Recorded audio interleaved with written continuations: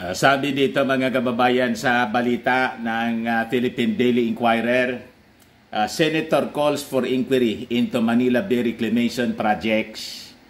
Tama po, para malaman natin kung sino po yung mga kumita, kung sino yung mga pasimono, saka yung kumita ng milyon-milyon. Di ba? Dito mga kababayan sa reclamation ng Manila Bay, kung saan sabi ng ating Pangulong Bongbong Marcos, itigil yan. Talagang BBM lang po ang sakalam. Wala na nga niya yung dagat. Sinakop na ng mga Chinese. Ito po yung balita ngayon mga kababayan, si JB Ejercito, yung nanawagan ng inquiry ng ating Senado. Tinake over na po ng mga Chinese. Mga Chinese contractors po nandoon. But before ko mga kababayan ibigay sa inyo yung kwento, click subscribe muna dito sa ating YouTube channel and hit the notification bell para lagi po kayong updated sa mga makatotohanang balita. Like and share na rin po ninyo ng ating video. At saka wag na rin po ninyo mga kababayan na skip yung ating mga commercial ads para tuloy-tuloy ang pag-unlad ng ating ekonomiya. Hindi yung ekonomiya ng mga Chinese. Di ba? Talagang sell out po yung nangyari nung past administration. Tandaan po natin ito. Nangyari po ito nung past administration. Front lang pala yung Dolomite Beach. Tuwang-tuwa yung mga mamamayang Pilipino. Kasi dati basura, siyempre, sino ba hindi matutuwa? Kahit nga po ako, tuwang-tuwa. Kasi nilinis po ng previous administration. Walang nakagawa noon. Dekada yung lumipas mga kababayan, pinabayaan yung Manila Bay. Noong panahon ng ating Pangulong Apo Lakay, maayos po yung Manila Bay.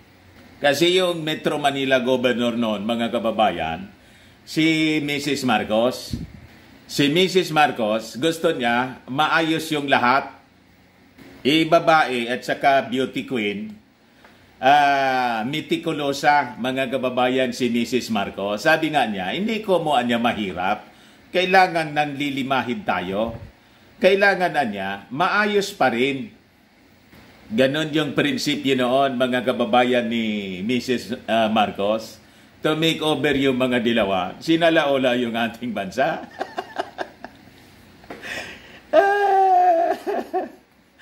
Napabayaan, mga kababayan. So, siyempre, tuwang-tuwa tayo. The past administration, inayos yung Manila Bay. Pinatabunan ng Dolomite. Di ba? Ang ganda na sana. Kaya lang, yung objective pala mga kababayan ng Dolomite, sabi nga dito sa amin, may pasaluid, may pailalim. Ayon. Kaya pala mga kababayan, i-reclaim. Ito na ngayon. Mga kababayan, kaya pinasuspend ng ating Pangulong Bongbong Marcos. Kailangan na niya, i-review natin yan. And ito na ngayon mga kababayan yung panawagan ni Senator JB Ejercito. Kailangan na niya na imbestigahan natin. Ayan ba? Malungkot si JB Ejercito. Nagkataon lang niya, Mr. Maravillas, na malungkot yung ilagay na picture. Talagang nalungkot siya. Mga kababayan, sa nangyayari ngayon sa ating bansa, sabi rito, Senator JB Ejercito urged the Senate Blue Ribbon Committee to look into the midnight gold rush. Ginawang mina ng ginto. Yun ang term niya, mga kababayan, midnight gold rush approval of 22 reclamation projects around Manila Bay. Talaga pong siguradong may kuminita po dyan ng milyon-milyon if not billions. Di ba? We have to unmask kung sino yung salarin, mga kababayan. Specifically, ehersito question the authority of local government units, yung mga LGUs anya, to enter into contracts with private companies, many of which are owned by the Chinese government, to dredge and dump sand off the shores of Manila Bay. Ang nag-approve nito, mga kababayan, yung yung DNR, yung environmental compliance certificate, at yung reclamation po, yung Philippine Reclamation Authority, sila po yung nag-approve nito. Nagpapaturo-turo po. And yung PCA po, Philippine Reclamation Authority, under the office of the President. Alangan man ugas kamay. Maraming nag-ugas kamay, mga kababayan. Ulitin natin, yung PCA po is under the Philippine Reclamation, yung nagbigay nito ng authority sa reclamation, Philippine Reclamation Authority, under the office of the President. Kaya kailangan po talaga i-unmask natin kung sino po yung mga salarin. So sabi rito, the senator who had also served as mayor of San Juan City for 9 years said, any project involving properties owned by the state should be approved by the national government agencies. Anya. Tama. During a Senate hearing last week, Public Works Secretary Manuel Bonoan said his department was not involved in the approval of the reclamation projects, thus the possible overreach by the LGUs. Ayon. So may mga sabit sa LGU at malamang may mga sabit sa national government. So tanong mga kababayan ni JB Ejercito, is it proper niya for LGUs to award the contracts for the reclamation projects?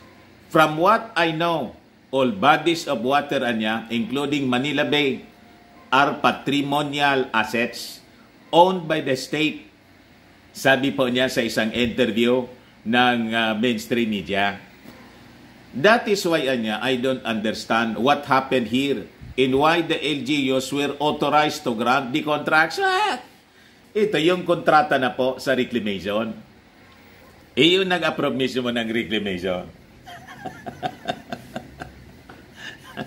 So maraming mga kamay po ang siguradong naulingan. Tama ba? So hindi ko niya maintindihan why LGUs were authorized to grant the contracts. It's one of the contentious issues here. Kasi nagtuturo-turoan na po. The LGU, the national government agencies, nagpapaturo-turoan na. Pag-involve po ito. Di ba? Iwas pusoy sila mga kababayan. So sabi dito, last week President Ferdinand Marcos Jr. suspended all reclamation projects at Manila Bay pending a comprehensive government review. Buti na lang si President Bongbong Marcos, mga kababayan, yung ating Pangulo, matino yung pag-iisip at strong leader po. Di ba?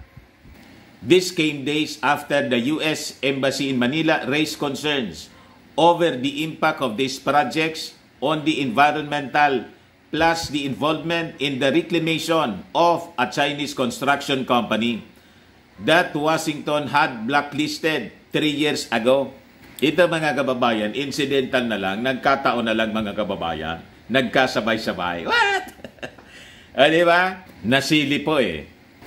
So according to Ejercito, individuals behind the approval of questionable projects should be held liable for destroying one of the country's famous tourist spots.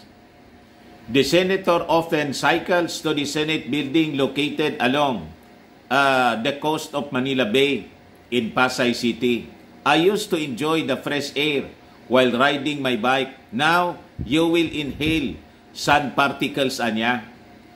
Because of the reclamation projects in Manila Bay, he lamented. Ngayon, sa latest development, mga kababayan, nitong highly questionable na reclamation projects dyan sa Manila Bay, ito yung sabi ng Philippine Reclamation Authority. Only 13 reclamation projects okay in Manila Bay. 13 man lang anya. Bakit naging 22 po? Kaya talagang dapat na, no? Ang pangit na nga, oh. Tingnan ninyo yung dating dagat. Kaya nalulungkot masyado yung ating Pangulong Bongbong Marcos. Nawala na yung dagat. Nandyan lahat na, panambak, buhangin. Talagang sinalaula po ng mga previous officials. At malamang may mga opisyal na hanggang ngayon nakaupo pa rin yung iba na sangkot po dito, mga kababayan, sa pagsira ng ating Manila Bay. So lalo naging kaduda-duda po kasi 22 yung suspended. Yung inapprove man lang daw, 13. Di ibig sabihin, yung ibang nagre-reclaim dyan, mga kababayan, ay illegal. Walang approval. Tapos, sino yung nag-authorize, mga kababayan, ng pagre-reclaim ng remaining, yung 9 other reclamation projects na nangyayari dyan? Ito yung balita sa Philippine Star, mga kababayan. Only 13 reclamation projects okay in Manila Bay. Sabi, mga kababayan, ni PRA Assistant General Manager Joseph Literal in an interview with the mainstream media, yung 22 anya kasi na reclamation projects, that is anya the total number approved projects sa buong bansa. Buong bansa pala, mga kababayan, hindi lang dyan sa lalong kailangang imbestigahan natin. Saan ito na mga locations po? Kasi yung mga naunang balita, sabi, lahat ito dyan sa Manila Bay. Kailangan talaga po yung inventory. Di ba? Sumabay na siguro yung iba.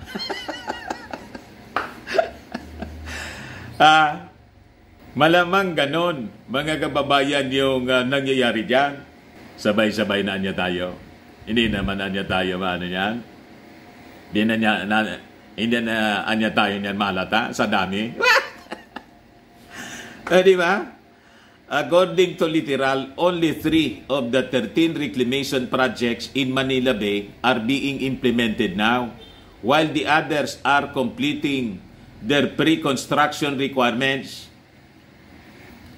He added that the reclamation projects are concentrated in the capital region in neighboring Cavite province. Talagang tama po siya, no? Si Senator J.B. Ejercito, kailangang imbestigahan ito para magkaroon tayo ng inventory of all the reclamation projects na ginagawa po dito sa ating bansa. Sabi po niya, we should have the same count as the DNR because we base our approvals on the issued environmental compliance certificate and area clearances anya. Our approved projects should be the same with the approved projects in the records of DNR. Ngayon po, mga kababayan, si Environment Secretary Maria Antonia Yolo Loizaga announced last week the suspension of all 22 reclamation projects in Manila Bay to assess their environmental and social impacts as well as compliance with regulation. Dito nagkakalituhan, mga kababayan, kasi yung sinasabi ni Loizaga, Manila Bay, 22 reclamation projects in Manila Bay. Napakalinaw, Manila Bay. Hindi man sinabing nationwide. Manila Bay only. Para na kayo yung mga Chinese, kino-confuse yung kwento. Di ba? Hindi na maintindihan kung ano na yung totoo. Kino-confuse. Sinasadya. According to a Freedom of Information document released by the Philippine Reclamation Authority on May 19, there were 22 Manila Bay Reclamation projects. So, kita ninyo. Nakakalito na tuloy yung kwento ninyo. Kayo din yung nagpalabas. 22 reclamation in Manila Bay in various stages of development, including application stage. So sabi rito, only Pasay Harbor City Project and the Pasay 390 hectare reclamation project, napakalawak po, had ongoing reclamation works at the time, while Manila Waterfront City Reclamation Project had ongoing preparatory works. Ito yung pag-ari ng mga gatsalyan. So sabi rito, literal said, the reclamation projects will cover only 5,000 to 6,000 hectares of the nearly 200,000 hectare Manila Bay. Ino-only lang ninyo yung 5,000 to 6,000 hectares, ha? Ngayon pa nga lang po, hindi pa natatapos, nasa dumping pa lang po, tinatambakan pa lang yung karagatan ng Manila Bay, nawala na po yung ganda ng sunset dyan sa Manila Bay. Di ba? Ang masama pa, yung nagpifiesta dyan, yung mga Chinese, at yung negosyong ilalagay, pasugalan. Casino, mga kababayan. So anyway, mga kababayan, hintayin na lang natin yung investigation para ma-determine natin kung sino yung mga salarin dito sa pagsalaula, mga kababayan, ng ating kalikasan dyan po sa Manila Bay. Importante yun po, mga kababayan, sa pagdidesisyon natin. Lalo sa 2025 midterm election. Siyempre, gusto natin papanagutin sa batas yung mga sangkot, kung may mga involved na pera na milyon-milyon na bribery, kailangan papanagutin natin sa batas. Tapos yung mga sangkot po dito, kung mga politika po, siyempre nag-approve, papanagutin natin sa 2025 midterm election. Huwag na natin po silang ilalagay sa posisyon. Kasi malinaw, hindi man po serbisyo yung sadya nila sa gobyerno, kundi negosyo at perwisyo. Di ba? Ayan man lang po, mga kababayan. Baka lang gusto ninyo po itong itry. Firmax Firming and Lifting Cream. Pinapahid po sa mga pulses and affected area. Mainam po sa paninigas ng mga kaso-kasuan. Ito naman po, Automax Radiant Serum. Sa mukha naman yung application. Anti-aging po siya. You will look 10 years younger than your age. Sa mga cancer patients naman po, baka gusto lang ninyo itong itry. Nengxia Red Mix Fruit Drink. Hindi man po siya gamot, food supplement siya. Kaya lang, gawa siya, mga kababayan, sa goji berry. Yung goji berry may anti-cancer properties. Ayos, yung mga inquiries po ninyo, dumiretso na lang kayo sa aming messenger sa Facebook para masagot namin agad. Ako po si Dante Maravillas. Bye-bye. God bless.